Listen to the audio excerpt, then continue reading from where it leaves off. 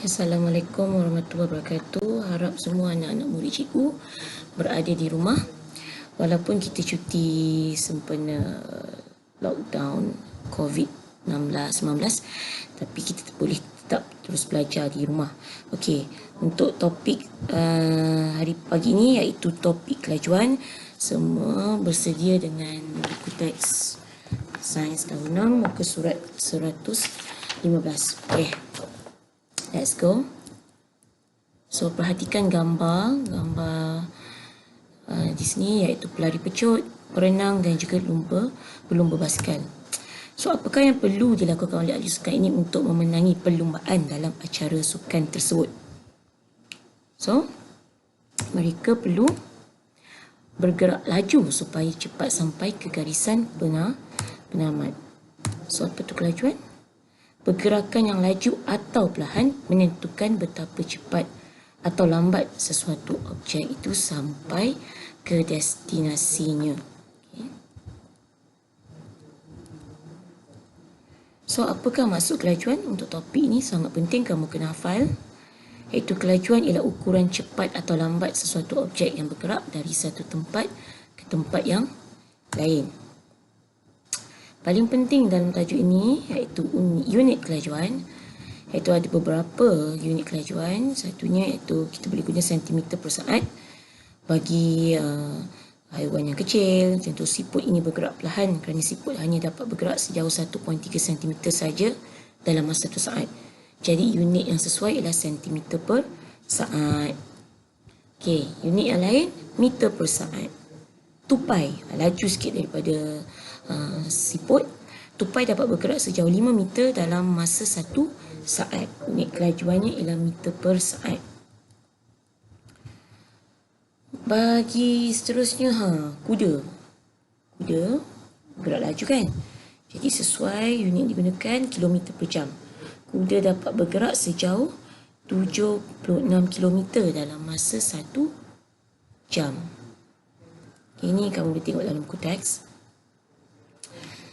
Kita revise mula. Okay, tengok kura-kura merupakan antara haiwan yang bergerak perlahan di dunia.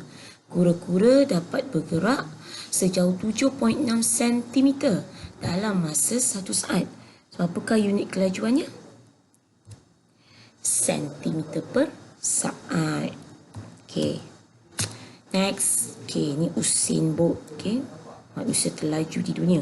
Okay, manusia yang paling laju di dunia dapat berlari dalam acara balapan 100 meter dalam masa 9.58 saat. So, apakah unit kelajuan yang sesuai digunakan? Okay, meter per saat. Okay. Okay.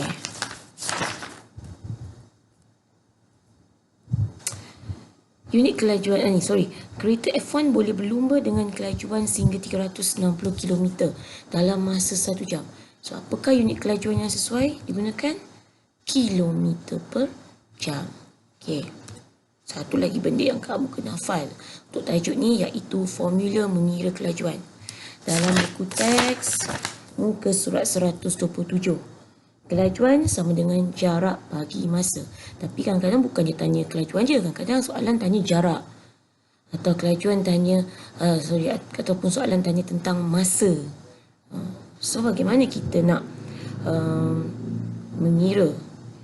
Yang ini untuk kelajuan saja. Kalau dia tanya pasal masa atau jarak, jadi macam mana?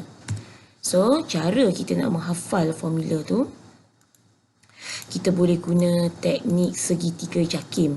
Apa tu JAKIM? JAKIM ni satu yang kalau kamu ingatlah pertubuhan satu badan yang untuk meluluskan, memberi tanda halal pada makanan ataupun produk kecantikan. Awak ingat JAKIM halal kan? So, segitiga JAKIM ni maksudnya macam ni. Kamu buat segitiga, bahagikan kepada 3. Lepas tu kamu tulis J. Lepas tu kamu tulis K. Lepas tu kamu tulis M.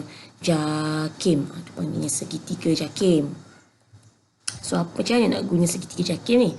Okey, contohlah tajuk kelajuan kan. Soalan dia, jom kita kira kelajuan kereta api di bawah. Kereta api Tanah Melayu. Soalan dia, kereta api ini mengambil masa 2 jam untuk bergerak sejauh 200 km. Berapakah kelajuannya? So, kita lukislah gambar segitiga jakim tadi kan. J, K, M. Okey. So, kalau kita nak kira kelajuan, kita tutup K tu, K tu kelajuan, tinggal J dengan M. So, kelajuan sama dengan jarak bahagi dengan masa. So, jarak dia berapa? 200 km. Masanya ialah 200 jam. Jadi, jawapannya 100 km per jam. Okey, itu kegunaan dia. Next, kalau soalan tu tanya, jom cuba mengira jarak kereta F1 di bawah. Ini contoh kereta F1 di bawah. Soalan, sebuah kereta lumba F1 mampu menamatkan perlumbaan dalam masa 2 jam dengan kelajuan purata 200 km per jam. Berapakah jarak yang dilalui oleh kereta tersebut? Okey, jangan risau. Guna segitiga jakim. Tulis J, tulis K, tulis M. Okey. So, kita nak kira jarak kan? So, kita tutup jarak pakai tangan. Tinggal K dengan M. So, jarak sama dengan kelajuan darab dengan masa. Kalau dia sebelah-sebelah darab. 200 km per jam darab 2 jam. So, potong jam. Okey. 200 km darab 2 sama dengan 400 km jarak yang dilalui oleh kereta F1 tadi. Soalan seterusnya, kalau nak tanya masa pula, jom cuba kira masa pelari pecut di bawah. Okey, Usain Bolt lagi. Cikgu suka Usain Bolt. Okey, seorang pelari pecut 100 meter boleh memecut selaju 10 meter per saat. Berapakah masa yang diambil untuk menamatkan larian? Sama juga, segitiga jakim, J, K, M. Okey, oleh kerana soalannya masa, tutuplah M ni. Tinggal J dengan K. Masa sama dengan jarak bahagi dengan kelajuan. Sejaraknya berapa? 100 meter. Kelajuannya 100 meter per saat. Jadi macam mana nak kira? Potong M. Tinggal saat. So, potong sifar. 10 bagi 1 sama dengan 10 saat masa yang diambil oleh pelari tersebut. So, itu saja. Terima kasih dan cuba buat latihan tajuk kelajuan. Selamat bercuti. Assalamualaikum warahmatullahi wabarakatuh.